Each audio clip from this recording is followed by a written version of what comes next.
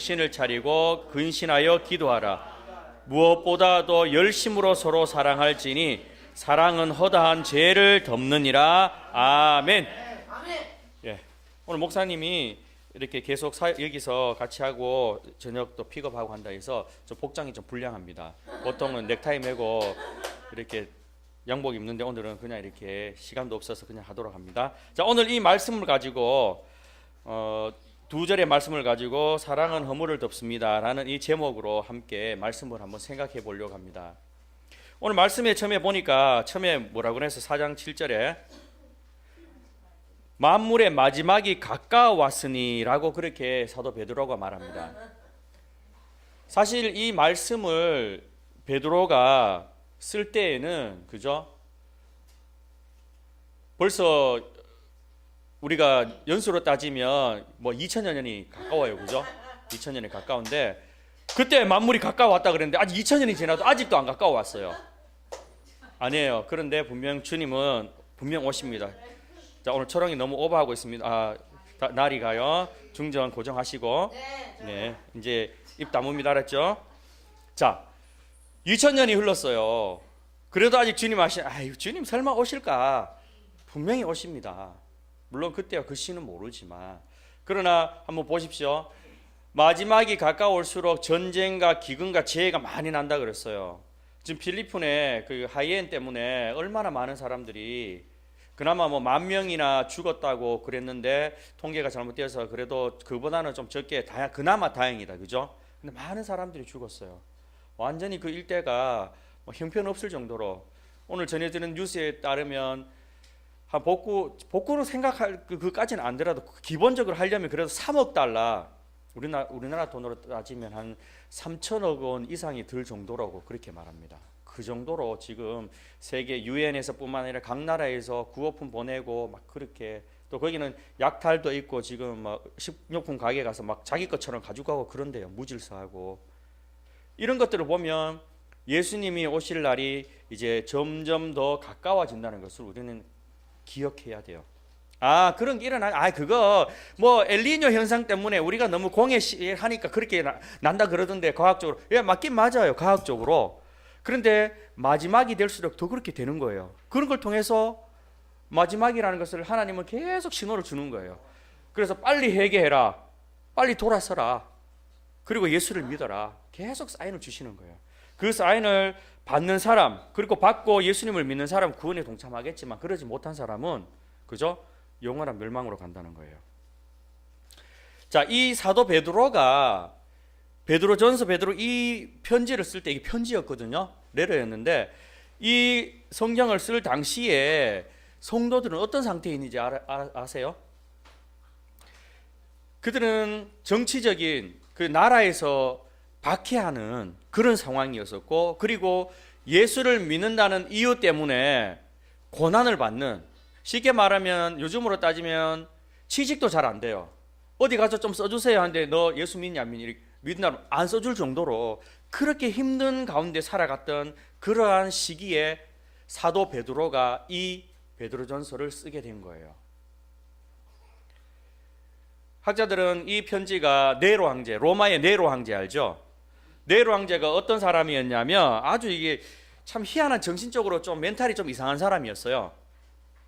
한 번은 주와 64년경에 로마에 불이 났는데 불을 질렀는데 그것을 누구에게 책임을 전가시켰냐면 크리스찬들이 그랬어. 크리스찬들이 라고 이렇게 거짓말을 한 거예요. 실제로는 그리스도인들이 그러지 않았는데 그래서 이 로마 화제를 책임을 그리스도인들에게 돌리고 그래서 많은 사람들이 그때 아마 바울과 베드로로도 그때 당시에 순교하지 않았는가 이렇게 보고 있어요. 그러니까 그만큼 나라에서도 예수 믿는 사람들을 아주 박해를 했어요. 못 살게 굴었다는 거예요. 그리고 개인적으로도 그러다 보니까 너무 힘든 그런 시간을 살아가고 있었습니다. 그때에 그들을 위로하면서 단순히 위로하는 차원이 아니에요. 이 말씀은 예수를 믿으면 고난이 있다는 것을 분명히 이야기해요. 예수 믿으면 고난 없고 복 받는다. 복 받고 내 뭐 병도 다 낫고 있잖아. 예수 믿으면 모든 것이 다 되니까 무대하게 거짓말이에요. 거짓말. 예수 믿으면 더 힘든 일이 더 많아요. 정말로. 예수 믿어서 그저 병 다 낫고 그러면 이 세상에 안 믿을 사람 한 사람도 없잖아요.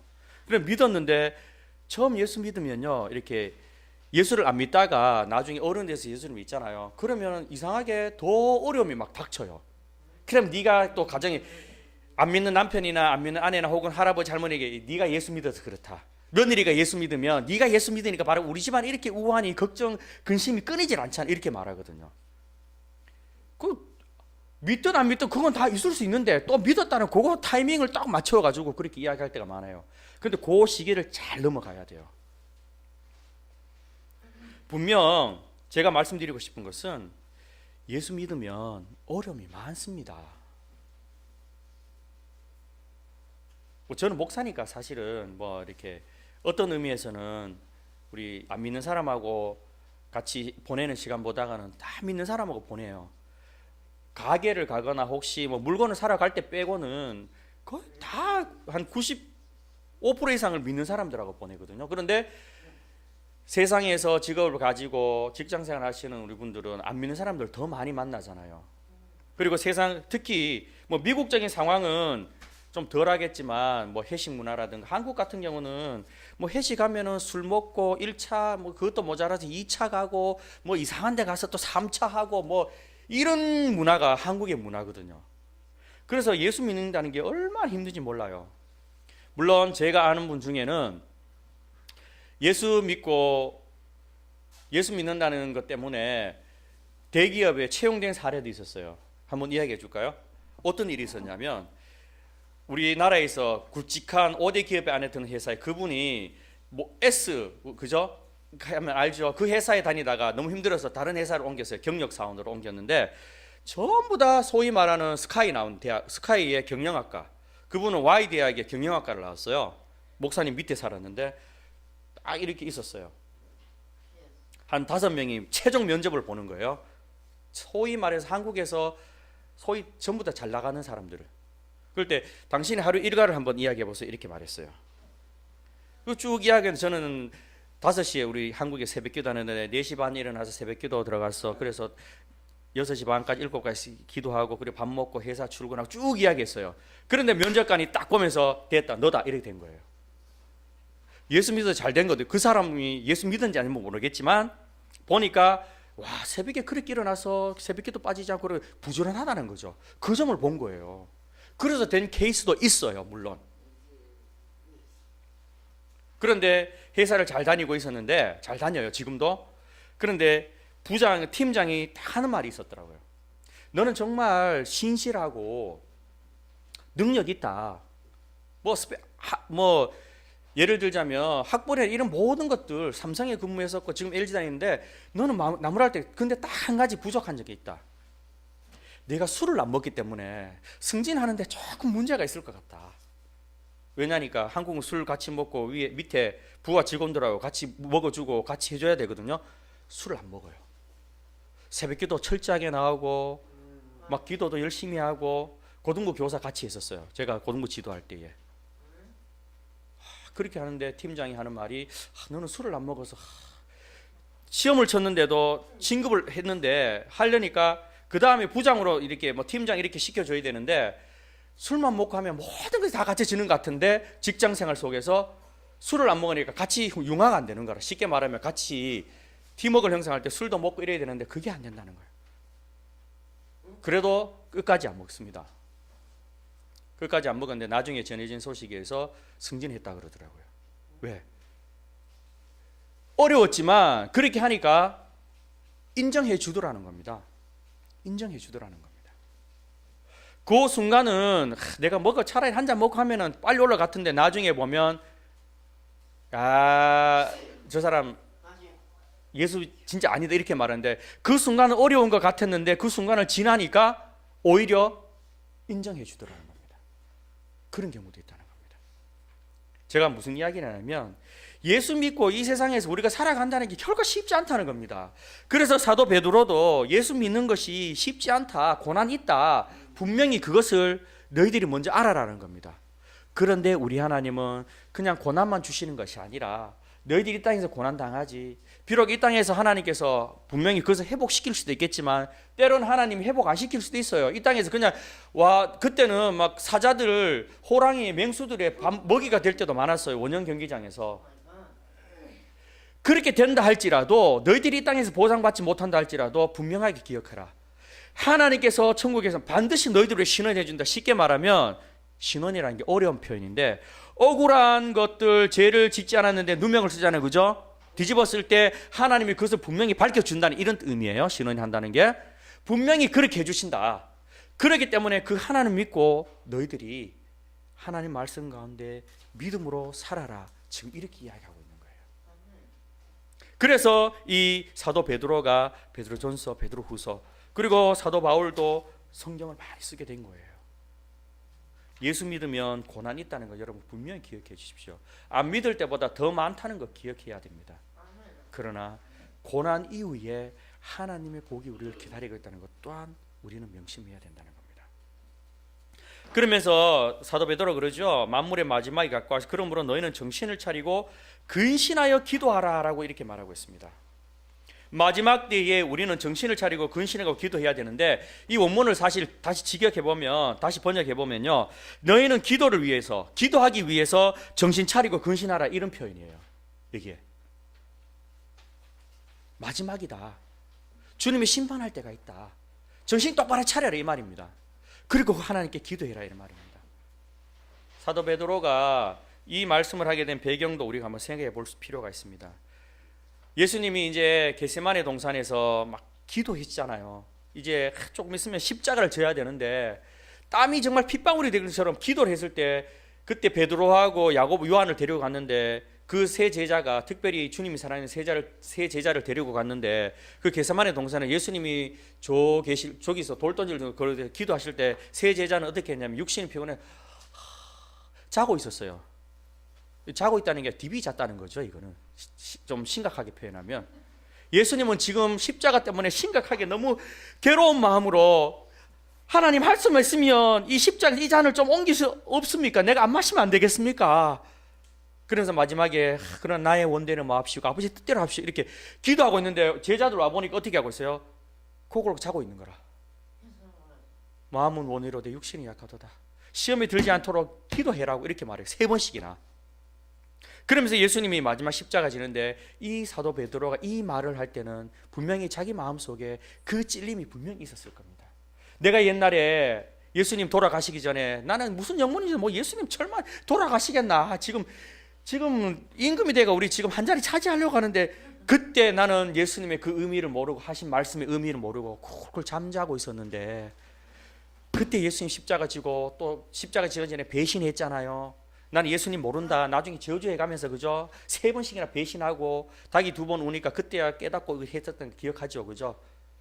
그런 것들이 베드로의 그 마음속에 녹아 있었고 그러한 것들을 떨쳐버릴 수 없었을 겁니다. 주님 앞에서 갖는 그런 영적인 부담감 분명히 있었을 겁니다. 그래서 이제 고난받고 있는 성도들에게 자기가 먼저 그것을 당했으니까 당신들은 하나님의 성도들은 여러분 하나님의 자녀인 여러분들은 이제 마지막 가까웠는데 여러분 정신 차리고 정말 기도하기 위해서 근신하십시오 라고 이렇게 사도 베드로가 그렇게 말해주고 있는 겁니다. 이 편지는요 우리 앞에 보시면 수신자가 누군지 아세요? 1장 1절에 예수 그리스도의 사도 베드로는 본도, 갈라디아, 갑바도기아, 아시아와 비두니아에 흩어진 나그네 곧 하나님 아버지의 미리 아심을 따라 성령의 거룩하게 하심을 순종함과 예수 그리스도의 피뿌림을 얻기 위하여 택하심을 입은 자들에게 편지하고 있는 거예요. 한 사람에게 아니라 흩어져 있는 디아스포라 즉 예수를 믿지만 핍박 때문에 피해 있는 많은 하나님의 성도들에게 이 편지를 쓴 거거든요. 그러면서 마지막 다가올 때에 근신하면서 기도해라고 정신 차리고 근신해라고 왜? 기도하기 위해서 그렇게 말하고 있습니다. 그러면서 오늘 본문의 핵심인 8절을 보니까 무엇보다도 열심으로 서로 사랑할지니 사랑은 허다한 죄를 덮느니라 라고 그렇게 말하고 있습니다. 여기 무엇보다도 어떤 일보다도 사랑을 먼저 할 것이라는 시라기보다는 정말 사랑의 중요성을 강조한 표현입니다. 이 말씀도 사도 베드로에게는 정말 자기의 그 가슴 찔리는 듯한 그런 그런 사건이 있었죠. 예수님께서 마지막 유월절을 만찬을 드시고 나서 어떻게 했습니까? 허리에 수건을 두르고 제자들의 발을 씻겼어요. 제자들 발을 씻기면서 한 사람은, 그때 제자들이 나는 주님 발을 도저히 발 씻긴다는 건 있을 수가 없는 일이고, 스승이 그 너무나 천한 그거라서 이스라엘 사람들도 같이 동족끼리 안 시켜요. 너의 설사 모습이라 할지라도 이방인들 보고 이렇게 시키는데, 그러한 것들을 스승인 예수님이 직접 하게 된 거예요. 그러니까 도저히 이건 있을 수 없는 일이다. 그럼 내하고 상관없다. 그러니까 그때 목욕시켜 달라 그러니까 이미 목욕한 자는 발밖에 씻을 거 없다 이렇게 말하면서 발을 씻겨주시면서 예수님이 사랑하라고 그랬어요.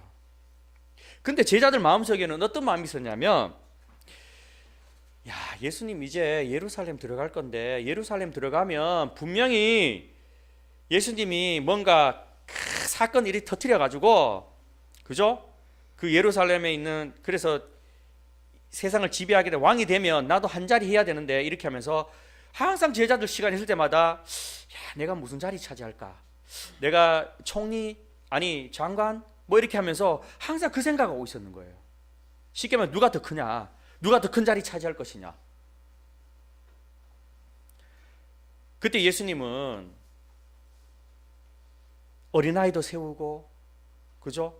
그렇게 하면서 그렇게까지 하나님 나라에 대해서, 그리고 예수님 십자가 지는 것에 대해서 그렇게 이야기했지만, 제자들은 그것을 말했지만은 이끼로 듣고 이끼로 흘려보냈고, 그리고 그런 것들을 차라리 안 들으면 못했어요. 예수님 그런 이야기 하지 말라는 마음으로 그랬을 거예요. 예수님 십자가 지고 죽다니 말도 안 되는 소리 하지 마세요 제발, 아마 마음속으로 그렇게 했을 겁니다. 그런데 예수님이 마지막 돌아가시기 전에, 십자가 지시기 전에 서로 사랑하라고 그렇게 했으니까 얼마나 그것이 나중에 마음에 찔렸겠어요. 예수님이 우리에게 가르치는 그거였는데 우리는 시간만 있으면 지 잘났다고, 그죠? 요즘도 그러잖아요, 그죠? 지 잘났느니, 내 잘났느니, 내 어느 학교 졸업했느니, 뭐 졸업했으면 뭐 어떡하라고 막 그러면서 가잖아요. 쉽게 말하면 그거예요. 그래서 이 베드로는 예수님께서 친히 스승인 그 예수님이 내 이 더러운 발을 씻겨주는, 그러면서 서로 사랑하라는 그런 걸 보면서 열심으로 서로 사랑하라고 그렇게 말합니다. 그리고 그 사랑은 허다한 죄를 덮느니라 라고 그렇게 말하고 있습니다. 잠언 10장 12절에도 보면 미움은 다툼을 일으켜도 사랑은 모든 허물을 가리운다라고 그렇게 말하고 있습니다. 예수님이 우리에게 주신 사랑, 우리가 사실 우리 하나님의 사랑을 아가페라고 그렇게 말합니다. 사실 아가페, 필레오, 에로스, 스톨게 이런 말이 있거든. 혈육 사랑, 남녀 간의 사랑, 우리가 그리스어로 이렇게 구분합니다만은 사실 성경 속에서는 같이 혼용해서 씁니다. 혼용해서 쓰는데, 왜 하나님께서 이 바울도 그랬고 성경에 보면 아가페라는 말을 쓰냐 하면, 그 아가페라는 말을 혼용에 쓰는데 혹시나 오해의 소지가 있을까봐, 에로스 그러면 남녀 간의 사랑이고 이렇게 또 사랑, 오해의 소지 있을까봐 사도 바울은 특별히 아가페라는 그러한 것들을 다시 끄집어내서 하나님이 우리를 무조건적으로 사랑하신 그 희생적인 사랑을 이해하기 위해서 아가페라고 하는데요. 자, 여기 사랑, 여러분 사랑하면 모든 것이 아름답게 보입니다. 나리는 그 경험 있어요? 나리는 남자친구를 사랑해 봤나 봐요. 초롱이도 기회는 있습니다. 자, 우리 여기 있는 친구들도 아직 결혼은 안 했지만 그래도 짝사랑이든 사랑이든 해봤죠, 그죠? 자기 좋아하는 여자친구들 있잖아요, 그죠? 있으면, 그죠? 어때요? 모든 것이 이뻐 보이잖아요. 맞아. 모른 척하지 마세요. 그래. 이 사랑이라는 것이 물론 우리가 남녀간의 사랑이지만 모든 것이 다 이뻐 보여요. 그런데 이제 허물이 벗겨지면 어때요? 눈에서 뭐죠? 이제 벗겨지면은 이제 그때부터 단점이 보이긴 하죠. 사랑이 있으면 그 사람의 단점도 이쁘게 보이는데, 사랑이 없으면 어떤 현상이 벌어지냐면 이쁜 좋은 것도 나쁘게 보이고, 그죠? 뭐든지 꼬투리 잡으려고 그러고. 이게 바로 사랑이 없는 거예요. 부부간에도 마찬가지죠. 서로 사랑할 때는 막 하다가 좀 이러면은 옛날에 그렇게 이뻤던 것이 어때요? 에라이, 내가 저 모습을 보고 사랑했을까? 뭐 이런 표현이 제 말이 아니고 다른 사람 말이에요. 제 말이 아니고, 아이고 옛날에는 뭐 이 사이에 뭐가 있어도 이쁘게 보이지. 아이고 참, 저 거울 좀 봐라, 거울 좀 봐. 저 눈곱은 저거 뭐야 저거? 뭐 이런 거 있잖아, 그죠? 옛날에 그렇게 이뻐 보이던 것이 이 사랑이 없으면 좋은 것도 나쁘게 보이고 허물은 더 나쁘게 보이는 거예요. 우리의 시각이 바뀌면 어떻게 바뀌는지 제가 한번 예화를 한번 어떤 이야기가 있어 여러분에게 한번 들려드릴게요. 긍휼의 마음일 수도 있고 사랑의 마음일 수도 있는데요. 자, 한국에서 어떤 애가 아빠와 두 아들이 이제 지하철을 탔어요. 지하철을 탔는데 애들이 이제 뭐 7살, 5살 정도 되는 아주 개구장이 지키고 싶은 5살 뭐 있잖아요, 그지? 7살 말도 안 듣고 그러잖아요. 탔는데 애들이 막 돌아다니는 거라 막 돌아다니면서 아줌마들 치마 입으면 뭐해요? 아이스 깨끼 하는 거 있죠, 그죠? 치마 들치면서 막 그런 걸 하는 거야. 그러니까 이 사람들이 정말 말은 뭐 아빠가 뭐 하는 거야 지금? 저 아빠 좀 정신 좀 차려. 애들이 저러고 있는데도 가만히 있는 거예요. 그래서 여기서 수근수근 막 하는 거야. 쟤네는 뭐야 저거 눈치 막 주고 하는데도 아빠는 몰라. 그런데 한 번은 그러고 있다가 어떤 이제 노신사가 할아버지 되는 연세가 지긋하신 분이 이제 해서 젊은 양반 아기 아빠 애들이 너무 그러니까 애들 좀 너무 진정 지하철 안에서 하는 게 공중도덕이 안 맞거든요. 질서에 너무 그렇다고 하니까 그때서 아빠가 딱 깨닫고 아우 죄송합니다 그러면서 죄송하게 됐다고 그러면서 하는 이야기가 있었어요.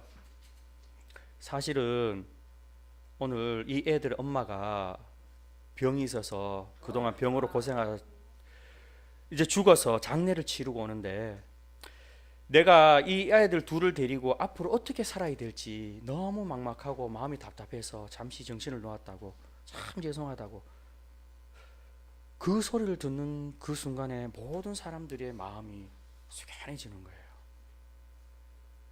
그전에는 아이 저놈 새끼 저거 아우 씨 바로 아우 저렇게 까불어 아빠 뭐 하는 거야 막 속으로 겉으로 말은 못하고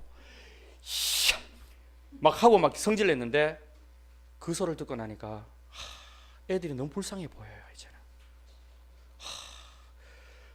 엄마 없이 이제 앞으로 그 인생을 살아야 되는 그 애들을 생각하니까 옆에 사는 이 사람들이 너무 불쌍한 거예요.